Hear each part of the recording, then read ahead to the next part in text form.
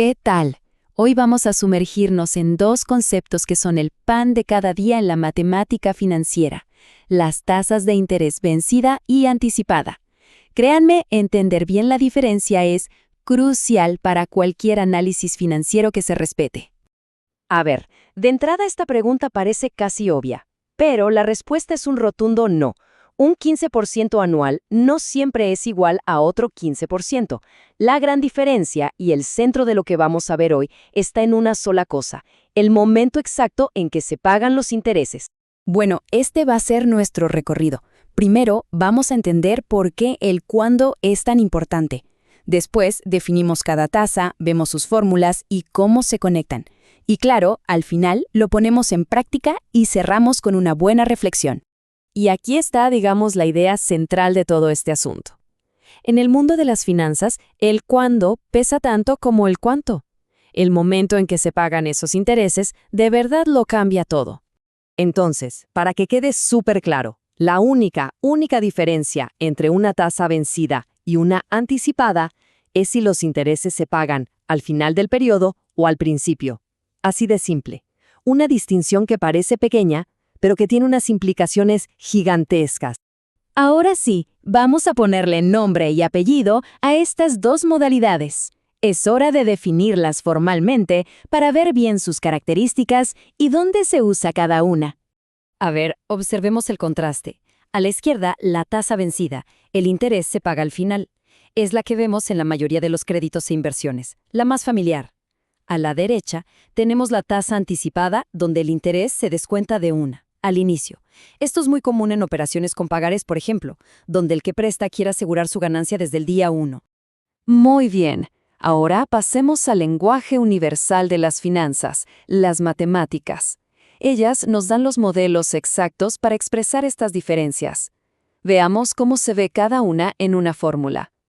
Para la tasa vencida, el modelo es bastante directo, ¿no? El interés, que llamamos I, es simplemente el capital inicial, la C, multiplicado por la tasa de interés vencida, la I. Se calcula sobre el dinero que realmente estuvo en juego durante todo el periodo. Ahora, con la tasa anticipada, ojo, porque aquí la perspectiva cambia. El cálculo no se hace sobre el capital inicial, sino sobre el valor futuro, el monto nominal, que es la M.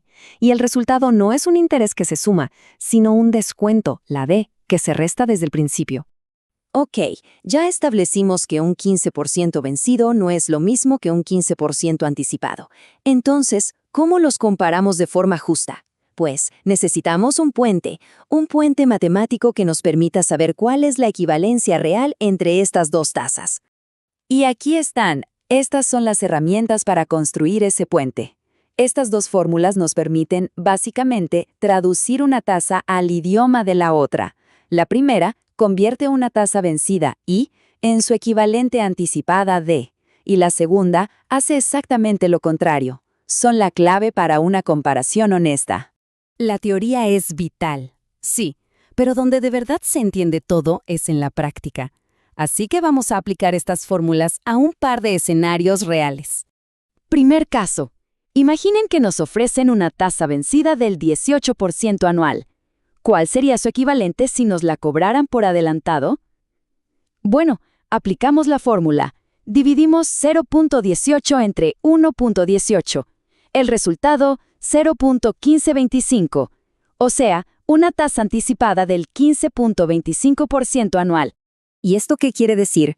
Pues que aunque un número es 18 y el otro 15.25, el efecto financiero es exactamente el mismo.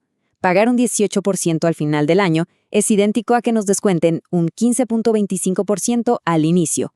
Ahora, el viaje de regreso. Partimos de una tasa anticipada del 12% semestral. Usamos la otra fórmula. Dividimos 0.12 entre 1 menos 0.12, o sea, 0.88. Y eso nos da un 13.64%. Esa es su verdadera tasa vencida equivalente.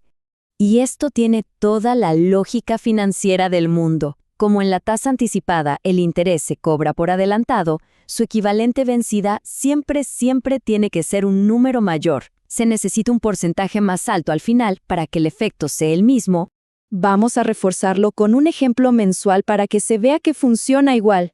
Si tenemos una tasa vencida del 3%, la misma fórmula nos lleva a su equivalente, un 2.91% mensual anticipado. La lógica se mantiene, no importa el plazo. Y una vez más, la interpretación es la misma. Cobrar un 3% a fin de mes tiene el mismo impacto financiero que descontar un 2.91% al principio. Es, en esencia, el mismo costo. Último caso, para que no quede duda. Un 8% trimestral anticipado. Hacemos el cálculo y se convierte en un 8.70% trimestral vencido. Como ven, el patrón es totalmente consistente. Y esto lo resume todo.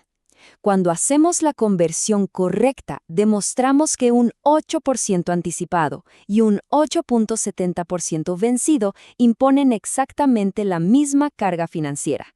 Ahora sí estamos comparando manzanas con manzanas. Muy bien. Ahora pasemos a la reflexión final para que quede claro por qué esta distinción no es un simple detalle técnico, sino una pieza fundamental del análisis financiero. Entonces, ¿qué nos llevamos de todo esto? Primero, y lo más importante, es que el momento del pago lo cambia todo. Segundo, que los números nominales pueden engañar.